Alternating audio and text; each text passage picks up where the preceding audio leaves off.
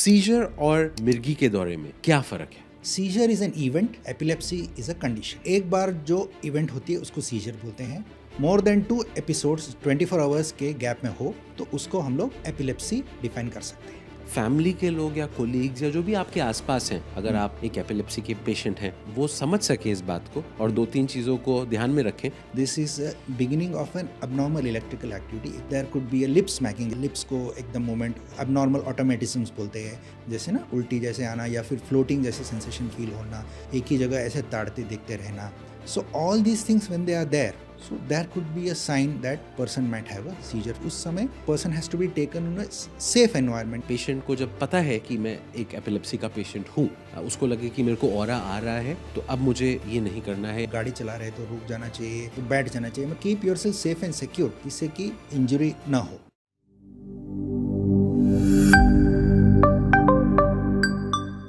Welcome back to the expert dose. मैं हूँ doctor Rajiv, vice president of Tata 1mg। आज हम बात करेंगे एक बहुत ही कॉमन न्यूरोलॉजिकल प्रॉब्लम की, एपिलेप्सी। करीब पूरी दुनिया में 50 मिलियन लोग इस कंडीशन से ग्रस्त हैं। ये हमने कई बार मूवीज़ में और अपने आसपास अमूमन सुना होगा कि मिर्गी का दौरा बोलते हैं। कई बार लोग एकदम से आँख उनकी पलटने लगती है, जीभ बाहर लगती है, एकदम से उनको शेकिंग होती है, उनको सीजर सा होता है। तो इसको हम पूरी डेप्थ में आज जानेंगे एक बहुत ही वरिष्ठ डॉक्टर के साथ, जिनका नाम है डॉक्टर मधुकर नायक।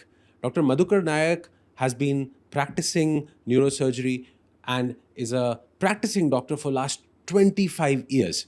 वो अभी senior consultant neurosurgery at Kailash group of hospitals में है। Doctor Madhukar, welcome to our show. नमस्कार। डॉक्टर, वेरी क्विकली हम अब एकदम से फटाफट बात करना चाहेंगे कि बहुत बार ऐसा हमने देखा है कि नॉर्मल रोड पे, इवन हमारे ऑफिसेज में या स्कूल में, कई बार लोग एकदम से चक्कर खा के गिर जाते हैं और उनकी बॉडी शेक कर रही होती है, उनकी आंखें भी एकदम से उल्टी हो जाती हैं, पलट जाती हैं, जीभ भी अजीब से बाहर एकदम निकलने लगती है और कभी कभी इवन कुछ फ्रॉथ टाइप भी या थूक भी बाहर निकलता है। ये होता क्या है? और मिर्गी का दौरा, एपिलेप्सी और कई सारे और इनको शब्दों से इंडिया में जाना जाता है, तो इसके बारे में आप थोड़ा बताएं कि ये क्या है? बेसिकली जो हमारा जो ब्रेन है उसमें there will be billions of neurons, जो नर्व सेल्स जो रहते हैं, they will be working in unison like an orchestra. और जो अपना जो बैले रहता है ना, जैसे it will be working in unison and they will be communicating. एक दूसरे से जो संपर्क करते हैं वो इलेक्ट्रिकल एक्टिविटी से होता है। और ये हमेशा एज पर द नीड, जैसे हम लोग समझो हम अपने को कुछ एक्टिविटीज़ करने हैं, हाथ हिलाना है, बात करना है, a particular area in the brain, जो दिमाग में एक ब्रेन की एरिया रहती है, वो एक्टिवेट हो जाती है। कभी कभी क्या होता है कि समझो शॉर्ट सर्किट जैसे होता है ना, जैसे एग्जांपल देना चाहे तो हमने समझो स्विच दबाया तो एक ही बल्ब जलता है। कभी कभी एक ही साथ सभी लाइट जलने लगे अनकंट्रोल्ड वे में। उसी एनालॉजी के साथ हम बोल सकते हैं कि सीजर एक्टिविटी हो रहा है। लेकिन इसमें the most important thing is that most of the times this is self limiting. 1 से 1.5 मिनट में ये रुक जाता है। तो मोस्ट इंपॉर्टेंट ही कि हमें पैनिक नहीं करना है। Whoever is watching, it might look very ghastly, एकदम डरावना लग सकता है। मोस्ट इंपॉर्टेंट काम बनाए रखना है, पैनिक नहीं होना है and we have to have a compose mind और जानना है कि क्या हो रहा है। This is the first step. और कई लोग चप्पल चुका रहे होते हैं या मुंह में चाबी डाल रहे होते हैं, ये सब कितना सही है?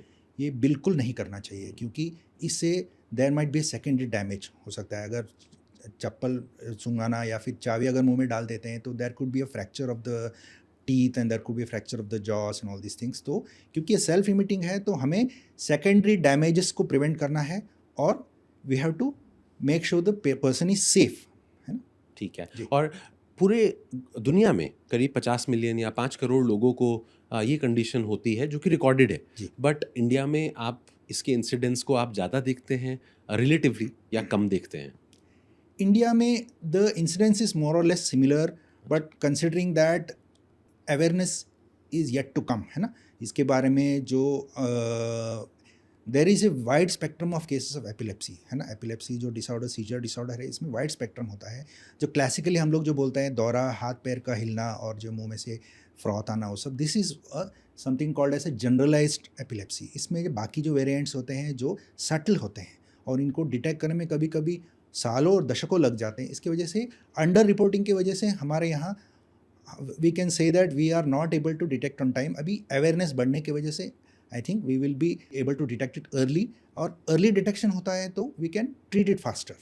क्या हर शेकिंग या सीजर जैसे होता है जब बॉडी एकदम से हिलने लगती है वो एपिलेप्सी होता है? नहीं, बिल्कुल नहीं। अच्छा क्वेश्चन पूछा आपने, क्योंकि एपिलेप्सी एंड सीजर ये दो अलग अलग चीज़ें हैं। हम बहुत सुनते हैं कि किसी को मिर्गी का दौरा आता है, कभी हम ये भी सोचते हैं कि उसकी बॉडी शेक कर रही है, जिसको हम सीजर बोलते हैं। सीजर और एपिलेप्सी में या सीजर और मिर्गी के दौरे में क्या फ़र्क है? First of all it is very important ये जानना कि सीजर और एपिलेप्सी में क्या अंतर है। एपिलेप्सी इज़ ए कंडीशन है ना, तो विच इज़ डायग्नोस्ड। तो सीजर एक एपिसोड रहता है। समझो सीजर के बहुत से कारण हो सकते हैं, ब्लड शुगर लेवल लो हो जाना, या तो फिर इन्फेक्शन होना, इसके वजह से भी हो सकता है, या फिर ऐसे बहुत से कारण हो सकते हैं। तो सिंगल जो एपिसोड होता है उसको हम लोग सीजर बोलते हैं।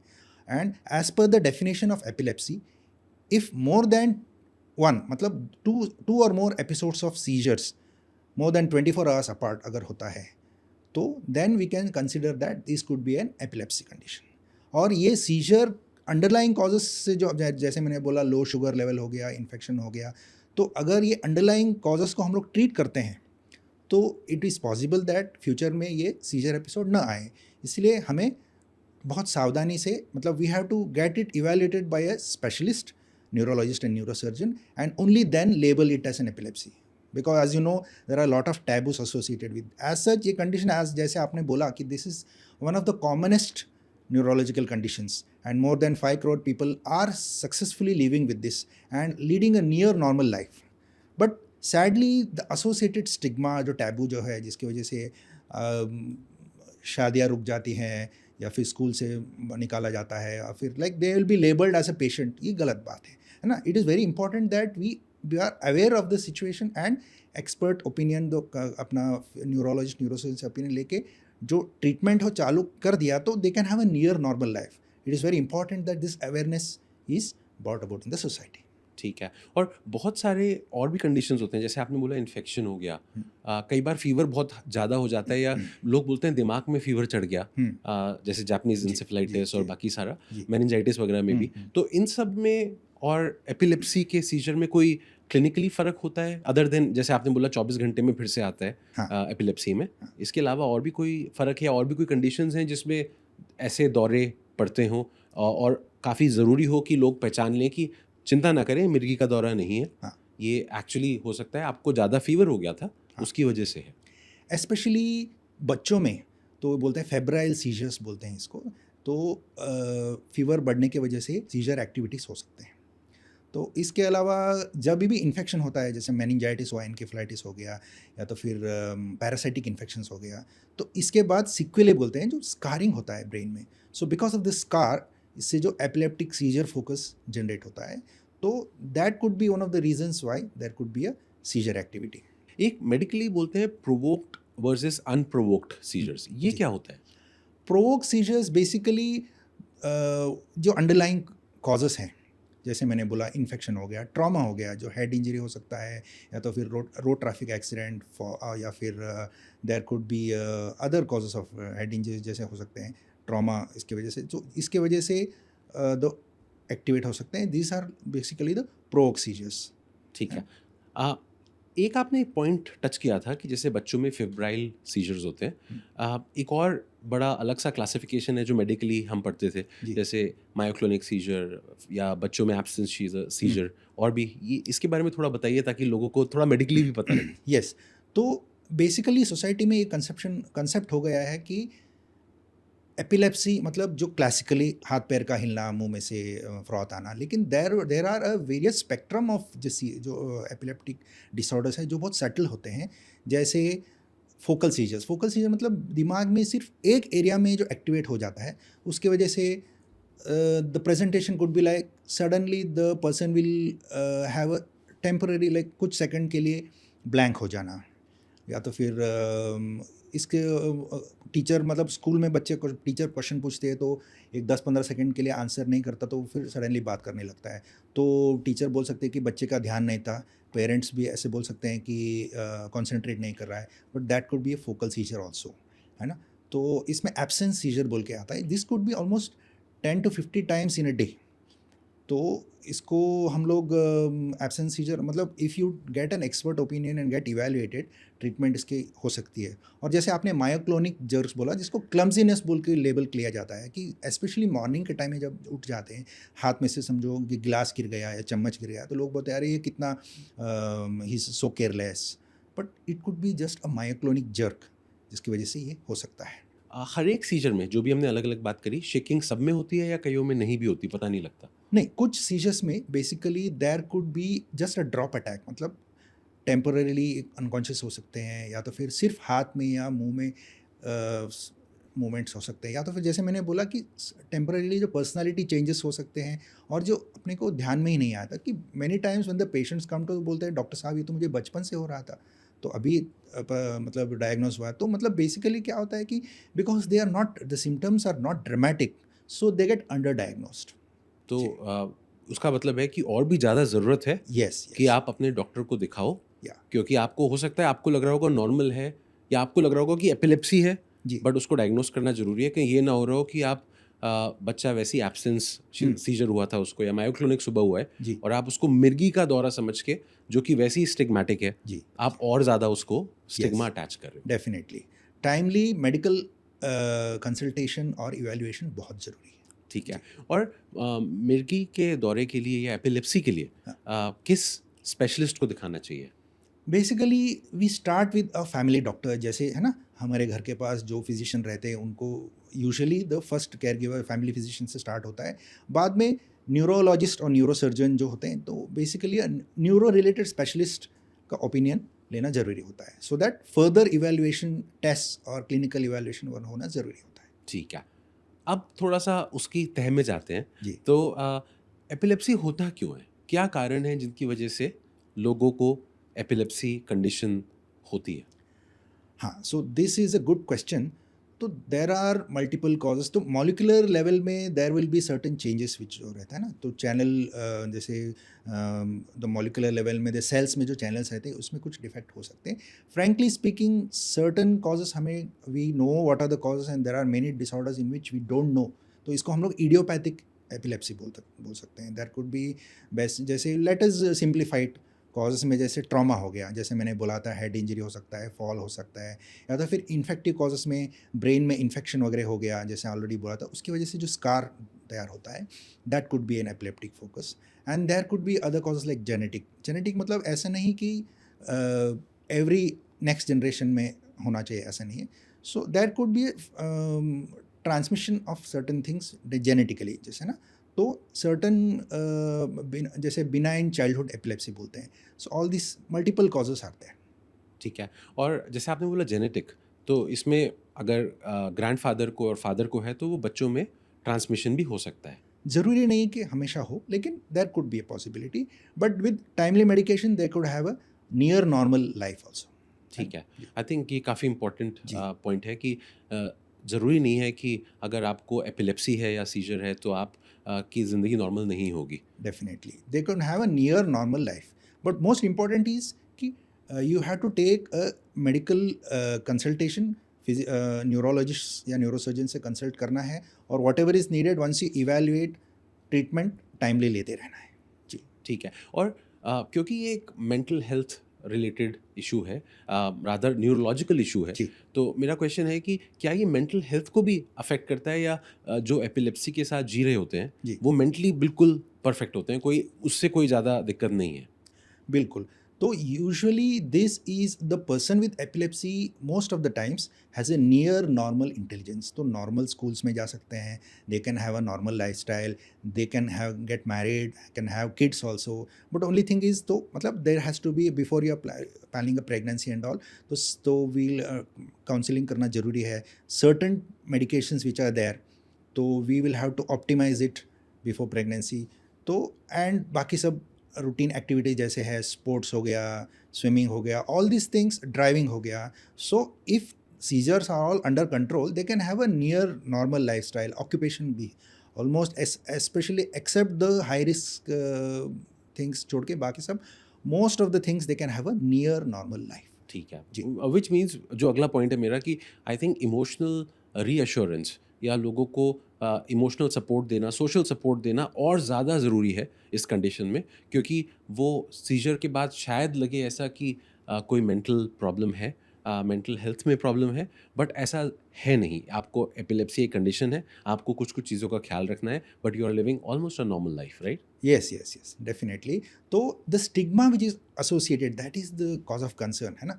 तो there are two pronged approaches. एक तो सोसाइटी में अवेयरनेस हमें जनरेट करना है कि this is just like any other condition. जैसे कुछ लोगों को जैसे देखो ठंडा पानी पीने से गला बैठ जाता है ना. कुछ लोगों को दे can have common cold. Some people have a stomach upset with eating outside food, similar because their gut might be little weak. Similarly, the neurons are little hypersensitive, है ना. So basically, जैसे पांचों उंगलियां एक ही तरह नहीं रहते हैं, so one finger might be different. So similarly, these people have the neurons are little more sensitive. So basically, ये जानना जरूरी है. This is a almost normal spectrum of this thing. So there is no stigma associated with it. ठीक है. Epilepsy के warning science क्या होते हैं? कि बहुत सारे लोगों को पता लग जाता है कि मुझे दौरा पड़ने वाला है, मुझे शेकिंग बॉडी की होने वाली है, मुझे सीजर आने वाला है. वो क्या, उसका मतलब क्या होता है? हाँ, तो इसको मेडिकल टर्म्स में ऑरा बोलते हैं, AURA.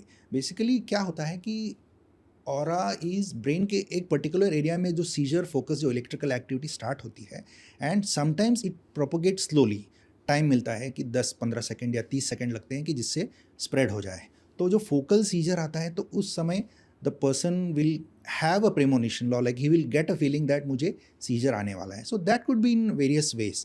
The person might have certain strain change in smell, जैसे कोई गंदा स्मेल आ जाए जाके, हालांकि there will not be any underlying focus, है ना. तो और दैट कुड बी डेजा वो फीलिंग, लाइक फीलिंग होगा कि दिस जो भी है तो दिस पहले घट चुका है, तो ऐसे फीलिंग आ सकता है. और there could be certain visual hallucination बोलते हैं, आँखों के सामने कुछ लाइट्स फ्लैश होना. All these things might be there. तो basically these are a warning signs that the person might get a seizure attack. और बेसिकली क्या होता है कि this is not necessary that this happens in all the seizures. So generalize seizures जो होता है तो उसमें the spread is so fast कि टाइम नहीं मिलता है. बट इन सर्टन केसेस जब ये फोकल सीजर से होकर जनरलाइज होता है तो जब टाइम मिलता है, so that is very important to recognize, जिससे कि क्या है कि the person can take precautions. जैसे इफ़ वन इज़ ड्राइविंग, गाड़ी को साइड में लगा सकता है, and if he is near some sharp objects और फायर और हाइट, तो he can move away to a safer place, और he could call one of his care givers, है ना. So all these things can be done, but definitely this is only in few selected cases. ठीक है ना. मैं एक चीज़ आपसे request करूँगा, ये हमारे ऑडियंस के लिए इम्पोर्टेंट है, क्योंकि क्या होता है कि कई बार अगर ऑरा जब डेवलप हो रहा है बिफोर अ सीजर, तो कई बार जो आस पड़ोस में आपके दोस्त हैं, कोलीग्स हैं, आपकी फैमिली हैं, वो सब लोग शायद इस चीज़ को थोड़ा हल्के में ले लें. उन्हें लगेगा कि चलो कोई बात नहीं, ऐसे ही लगता रहता है, हो सकता है गैस बन रही होगी या नोजिया हो रहा है. मैं चाहूँगा आप थोड़े से 2-3 वार्निंग साइंस बताएं जो कि फैमिली के लोग या कोलीग्स या जो भी आपके आसपास हैं, अगर आप एक एपिलेप्सी के पेशेंट हैं तो वो समझ सकें इस बात को, और 2-3 चीज़ों को ध्यान में रखें कि अगर ऐसा लगे तो उसको हल्के में नहीं लेना है. तो फर्स्ट थिंग इज़ ये अवेयरनेस ज़रूरी है कि this is not a psychological condition, ये न्यूरोलॉजिकल कंडीशन है. This is beginning of an abnormal electrical activity, एक तो जानना ज़रूरी है. Second thing is there could be various aura, जैसे कि there could be a lip smacking, जैसे लिप्स को एकदम मूवमेंट अबनॉर्मल ऑटोमेटिज्म्स बोलते हैं, या हाथ का मूवमेंट रहता है, जो कपड़े के साथ खेलते रहना. So then there could be certain GI symptoms, जैसे ना उल्टी जैसे आना, या फिर फ्लोटिंग जैसे सेंसेशन फील होना. कुड बी अ स्टेयरिंग, एक ही जगह ऐसे ताड़ते देखते रहना, या फिर मुंह में हाथ में कुछ फोकल मूवमेंट्स होते रहते हैं. So all these things when they are there, so there could be a sign that person might have a seizure focus. तो उस समय person has to be taken in a safe environment, जिससे कि he or she will not damage undergo any injury. ठीक है. अब मान लीजिए सीजर आ गया है, तो क्या पहले 3 या 4 चीज़ें हैं जो कि एकदम से करनी चाहिए? First and most important, panic नहीं करना है. Most of the times this is a self limiting seizure, 1 से 1.5 मिनट में रुक जाता है. इसलिए एडवेंचरस नहीं होना है. तो 2-3 चीज़ें जो क्या करनी है कि सेफ जगह पे, मतलब जिधर भी wherever the person is there, तो make sure that there is no injury. आज आस पास में कोई शार्प ऑब्जेक्ट्स है, ग्लास ऑब्जेक्ट्स है, उसको उससे दूर रखना है. और most important is turn the person to a side, जिससे कि जो अपना सलाइवा हो गया, जो वॉमिटस हो गया, उससे चोकिंग ना हो जाए. That is important. और हेड जो सर रहता है, तो उसको we have to give some cushioning, जैसे कोई बैग रख दो या तो फिर पिलो रख दो, जिससे कि मूवमेंट की वजह से हेड इंजरी ना हो जाए. एंड देन जोर से नहीं पकड़ना है. If you when there is a seizure activity, जोर से पकड़ोगे तो there could be a fracture, there could be a muscle tear. And so only thing is that we just wait and prevent any secondary injuries. And once the seizure stops after 1.5 minutes, then you can go ahead with the next step. ठीक है. जी. और कुछ points जो हमें बिल्कुल भी नहीं करने चाहिए, जैसे आपने शुरुआत में बोला था जी. कि चाबी मुंह में नहीं लगानी है, Right. या चप्पल वाला सुंघाने वाला कोई ये काम नहीं करना है, क्योंकि वो ऑरा है, वो खाली ऑरा का मतलब स्मेल नहीं है. Right. तो और भी कोई चीज़ें जो ना करें. हाँ, तो मुंह में उंगली डालना, या तो फिर जब जैसे बोला चप्पल, या फिर कुछ चम्मच वगैरह डालना, ये नहीं करना है, जिससे कि टीथ फ्रैक्चर हो सकता है, जॉ फ्रैक्चर हो सकता है. और जैसे उनको कुछ पानी पिलाना या गोलियां देना, ये नहीं करना चाहिए, क्योंकि the person will not be conscious and he might get choked with that, है ना. So that is most important. कुछ नहीं करना है. You have to just maintain that person is safe, and then we will once the seizure activity stops, then we will go ahead with the next steps. ठीक है. अब scissor होके गुजर चुका है, फिर क्या करना चाहिए? What to do after the seizure? After the seizure there is something called as post ictal state. मतलब सीजर के बाद जो एब्नॉर्मल इलेक्ट्रिक की वजह से ब्रेन थक जाता है, तो person will usually be dull, drowsy, sleepy रह सकता है. तो डरना नहीं है. You have to just reassure the person that ये this is you are fine, this is nothing to worry. Reassure करना है. And most important is maintain the dignity, है ना. तो ऐसे लोग सडनली इस टाइम में वीडियोस बनाने लगते हैं और ये सब, मतलब see we have to maintain the privacy of the person and you have to reassure, है ना. तो वो करना ज़रूरी है. ये तो हो गया कि आपके आसपास किसी को एपिलेप्सी हो रही है या सीजर आ रहा है, तो उन जो आपके पड़ोसी हैं, आपके कोलीग्स हैं, आपके दोस्त हैं, फैमिली है, वो कर रहे हैं. आपने 1-2 पॉइंट्स टच किए थे, बट लेट्स से कि पेशेंट को जब पता है कि मैं एक एपिलेप्सी का पेशेंट हूँ, तो एक आपने पॉइंट बोला कि उसको गाड़ी साइड में कर लेनी चाहिए और खड़े हो जाना चाहिए. और क्या कुछ वो कर सकता है कि उसको लगे कि मेरे को ऑरा आ रहा है, तो अब मुझे ये नहीं करना है, या मैं साइड में बैठ जाता हूँ, या उसको भी अपने आप लेट जाना चाहिए, जो पॉइंट आपने बोले? हाँ, तो जैसे मैं बोला कि you have to make sure you either stop your, गाड़ी चला रहे तो रुक जाना चाहिए, बैठ जाना चाहिए. मतलब keep your self safe and secure, जिससे कि इंजरी ना हो. ठीक है. एक तो तरीका हो गया एपिलेप्सी को डायग्नोज करने का क्लिनिकल हिस्ट्री से, जैसे आपने बोला 24 घंटे में 2 बार सीजर आना, end of course history of कोई अगर ट्रॉमा, जेनेटिक्स, वो सब है. और क्या क्या टेस्ट हैं जिनसे एपिलेप्सी को हम डायग्नोज कर सकते हैं? तो कॉर्नरस्टोन जो है कि clinical history and examination is clinical history is most important, क्योंकि this is a diagnosis by history. तो इसमें हम लोग when you come to the doctor, हम लोग पूछते हैं कि सीजर कहाँ से स्टार्ट हुआ and how was it progressing. हाथ पैर हिल रहे थे कि कितनी देर तक चल रहा था, और उसके बाद was the person unconscious, consciousness था या नहीं था. तो उसके बाद वाज देयर एनी अदर. तो सीजर के टाइम में भी हम पूछते हैं कि हाथ पैर मूवमेंट हुआ, मुंह में से फ्रॉथ आया, टंग बाइट हुआ, इनवॉलेंट्री बाउल ब्लैडर इवैक्यूएशन हुआ, मतलब पेशाब वगैरह कर लिया. तो ये सब पूछते हैं, जिससे कि हमको पता चले कि ये फोकल सीजर, सिंपल सीजर था या कॉम्प्लेक्स सीजर था. When ever you come across a person जो सीजर एक्टिविटी चल रहा है, if it is possible and if it is safe, तो एक छोटा सा वीडियो क्लिप बना सकते हैं, जिससे कि उसे डॉक्टर को दिखाया जा सकता है. So because the doctor will be able to diagnose what is the nature of the seizure, मतलब किस टाइप का है. तो उससे 50% of the times that will be useful to diagnose the condition and start the treatments. तो एक बार clinical diagnosis होने के बाद then we do certain test, जैसे कि EEG बोलते हैं, इलेक्ट्रोएन्केफेलोग्राम, जिसमें क्या होता है कि ब्रेन की इलेक्ट्रिकल एक्टिविटी को हम लोग मेजर करते हैं. तो स्कैल्प के ऊपर हम लोग इलेक्ट्रोड्स लगाते हैं, तो एकदम पेनलेस प्रोसीजर होता है, तो जिससे कि इलेक्ट्रिकल एक्टिविटी को हम लोग मेजर करते हैं so that we know whether there is an abnormal electrical activity or not. Then but if it is positive, that's reassuring, but sometimes there could be a normal EEG also, because when we are हम लोग जब check कर रहे हैं उस समय normal हो सकता है, तो एक हो गया. बाकी MRI हम लोग करते हैं, मैग्नेटिक रेजोनेंस इमेजिंग, जिससे कि स्ट्रक्चरल चेंजेस हमको दिख जाता है कि ब्रेन में कोई स्कारिंग तो नहीं है पिछले हेड इंजरी की वजह से, या तो फिर ट्रॉमा की वजह से, इन्फेक्शन की वजह से कोई स्कारिंग तो नहीं है. और एक जो मैंने बोला था कि जो कंजेनाइटल, तो बर्थ के टाइम में समय जो एस्फिक्सिया होता है, मतलब ऑक्सीजन की कमी होने की वजह से जो ब्रेन में चेंजेस होते हैं, हाइपोक्सिक इश्कीमिक एन्केफेलोपैथी बोलते हैं जो हम लोग, उसके वजह से कोई चेंजेस तो नहीं है. So all this things MRI की वजह से we can do an MRI to evaluate that. ठीक है. ये तो आपने सारे उनके तरीके बता दिए जिससे हम पता करते हैं. क्या कोई ब्लड टेस्ट भी होता है जिससे पता लग सकता है? बेसिकली या blood test is not for confirming epilepsy, but जो जैसे मैंने बोला था कि सर्टन ट्रिगरिंग फैक्टर्स जो हो सकते हैं, या तो फिर जो other causes which might lead to seizure, जैसे हो गया लो ब्लड शुगर लेवल हो गया, इन्फेक्शन हो गया. So all these things to evaluate हम लोग फिर we check the blood sugar levels, we check blood markers for infections. So इसकी वजह से these are done to rule out other causes of seizures so that we can diagnose epilepsy. So can epilepsy be completely cured? See, it depends on the underlying cause and what are the, see, there are various types of epilepsies.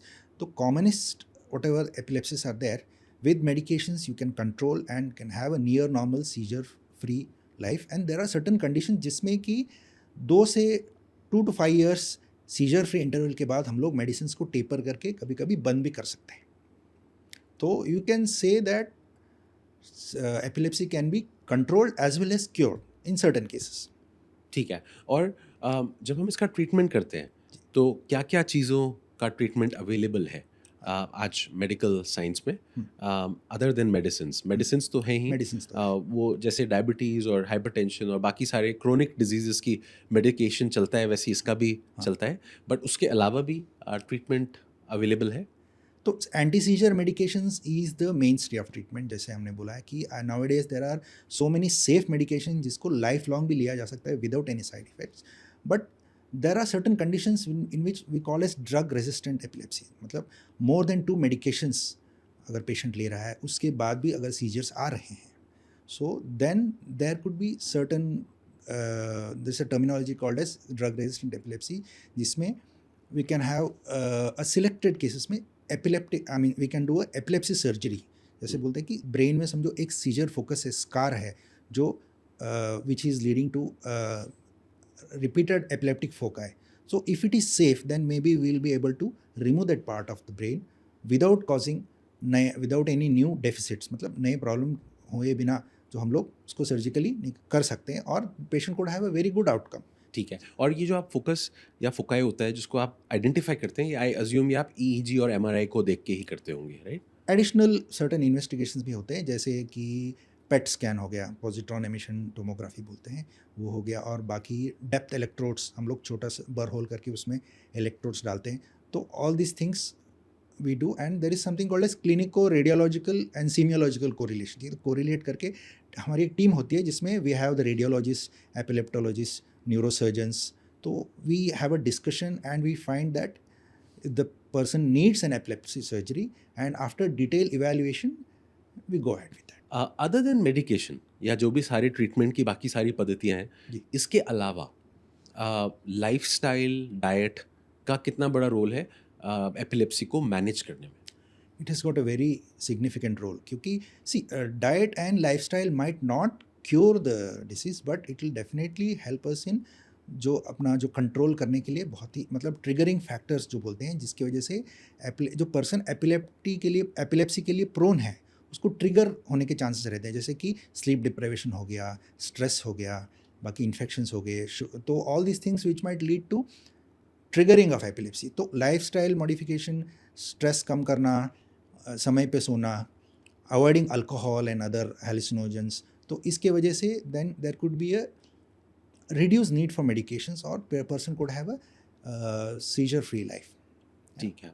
और diet आपने बोला कि देर are certain specially जो childhood एपिलेप्सिस होते हैं उसमें ketogenic diet बोल के रहता है कि it is like there is a low carbohydrate high fat diet रहता है, should be consumed under medical supervision. So इससे ब्रेन की मेटाबॉलिज्म जो रहती है तो इट विल बी ऑप्टिमाइज्ड, उसकी वजह से seizures could be controlled also. ठीक है। एक लास्ट में एक एम्फेसिस और चाहूँगा, जी स्पेशली क्योंकि ये वाला जो हमारा एपिसोड है, इसका एक मेन जो पर्पस है वो बहुत ज़रूरी है कि हम एपिलेप्सी से स्टिग्मा या जो भी एक एप्रीहेंशन होता है लोगों को, या लगता है कि पता नहीं क्या बीमारी है, ब्रेन की बीमारी है, उसको दूर करने में वो हेल्प करे। तो मैं चाहूँगा आपको फिर से थोड़ा सा बताने में आप हेल्प करें कि एपिलेप्सी में कितना नॉर्मली लोग जी सकते हैं, चाहे वो सीजर होता है कि नहीं होता है, कि रेगुलरली होता है या फिर कभी कभी आने का चांस रहता है, उसमें कितनी नॉर्मल ज़िंदगी आदमी व्यतीत कर सकता है। तो मोस्ट इम्पॉर्टेंट हमें ये जानना ज़रूरी है कि epilepsy like any other neurological disorder है, इसको हमें स्टिग्मा, इसके साथ स्टिग्मा जुड़ना नहीं चाहिए। So we have to go with a scientific approach. अगर पर्सन एपिलेप्सी के लिए प्रोन है तो टाइमली मेडिकल अटेंशन लेना ज़रूरी है, और with good medical attention and timely medications without, most important is medicine अगर हम स्टार्ट करते हैं तो स्किप करना नहीं चाहिए। तो टाइमली मेडिकल अटेंशन लेंगे तो the person can have a near normal life, and the person can have a near normal life, can do almost all the activities जो बाकी लोग करते हैं। तो we have to get rid of the stigma and reassure करना ज़रूरी है society में और इंडिविजुअल को भी। ठीक है। और can a person suffering from epilepsy or living with epilepsy have be swimming? Can the person drive? Can they have they can plan a pregnancy? शादी का तो आपने बहुत आराम से बताया कि कोई स्टिग्मा अटैच नहीं होना चाहिए, बट ये वाली बाकी सारी एक्टिविटीज़ भी एपिलेप्सी के साथ जी रहे लोग कर सकते हैं। बिल्कुल बिल्कुल, जैसे स्विमिंग जो बोला है कि person can swim provided seizures are under control, and it is better to be safe that कि under supervision, एक तो है। And then driving, there are certain guidelines, country to country vary होता है, but underlying the principle is same, safety is most important. तो seizures well controlled है तो person can drive to certain extent, तो things are clear about that. And as I told, pregnancy also, it person can have planned pregnancy, but इसको यही है कि there should be a pre-pregnancy counseling, and there should be a coordination between the gynecologist and neurologist। जैसे कि mainly जो मैंने बोला कि दो medications हैं, तो हम लोग what we do is we optimize, there are certain medications which are safe for the mother and the babies। तो इसको मतलब समय मिलते ही हम लोग ना we'll be able to optimize that, and then we can have a go ahead with pregnancy, definitely, there's no doubt about that। ठीक है।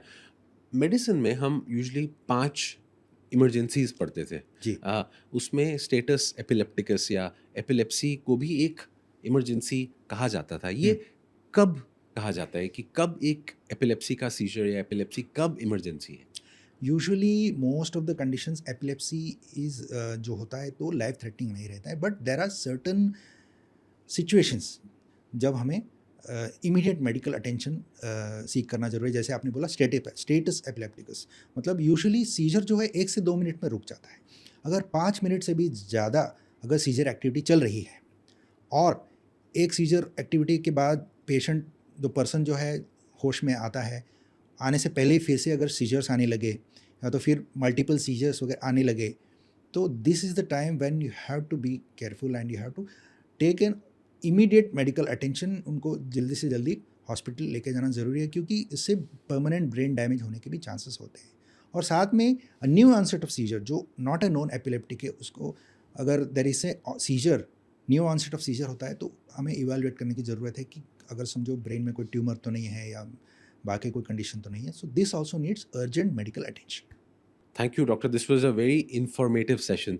मैं चाहूँगा कोई 2 एडवाइस या 3 एडवाइस जो आप हमारे ऑडियंस को एज अ टेक अवे देना चाहें, that will be really helpful. Most important, society में there should be a reassurance for the person that epilepsy is like any other medical disorder. इसके साथ बिल्कुल ही कोई स्टिग्मा अटैच नहीं होना चाहिए, और जो पर्सन एपिलेप्टिक है उनको सेल्फ कॉन्फिडेंस रहना ज़रूरी है कि मेडिकल अटेंशन टाइमली सीख करें। मोस्ट इम्पॉर्टेंट जो दवाइयाँ हैं टाइम पे ले, उसको बिल्कुल ही मिस ना करें और कॉन्फिडेंस के साथ अपना नॉर्मल लाइफस्टाइल व्यतीत करें। और हमेशा remember that medical science has progress so much that बाकी किसी बीमारी की तरह ये भी this is also just an illness and there is no taboo associated with it.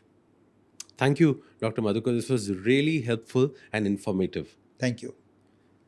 दोस्तों, आई होप ये एपिसोड आपको बहुत सारी इंफॉर्मेशन देके जाएगा और आपको अपनी हेल्थ के रिलेटेड और इंफॉर्मेशन मिली होगी, specially for this one particular condition, epilepsy. अगर आपके आसपास आपको लगता है किसी को एपिलेप्सी है या आपको पता है आपके कोलीग्स को, फैमिली को, फ्रेंड्स को, तो बिल्कुल भी घबराने की ज़रूरत नहीं है, बिल्कुल भी आपको उसके लिए पैनिक करने की ज़रूरत नहीं है, उसको एज अ स्टिग्मा देखने की ज़रूरत नहीं है। ये काफ़ी आराम से मैनेज किया जा सकता है। डॉक्टर की आप कंटिन्यूस टच में रहें अगर आपको एपिलेप्सी है। अगर आपको आसपास लगता है तो फर्स्ट एड के जैसे डॉक्टर ने हमारे को इस सेशन में पूरे तरीके बताए, साइड में रोल करके लिटाएं, साथ में अपना एयरवे, आपका ब्लड प्रेशर, ब्रेथ और कार्डियक कंडीशन को मैनेज करें। सिंपल फर्स्ट एड से एपिलेप्सी बहुत आराम से मैनेजेबल है। थैंक यू सो मच हमारे साथ बने रहने के लिए। ऐसे ही और informative health related tips as well as information के लिए हमारे साथ जुड़े रहें। बाकी सारे एपिसोड्स के लिए स्टे हेल्दी, स्टे सेफ।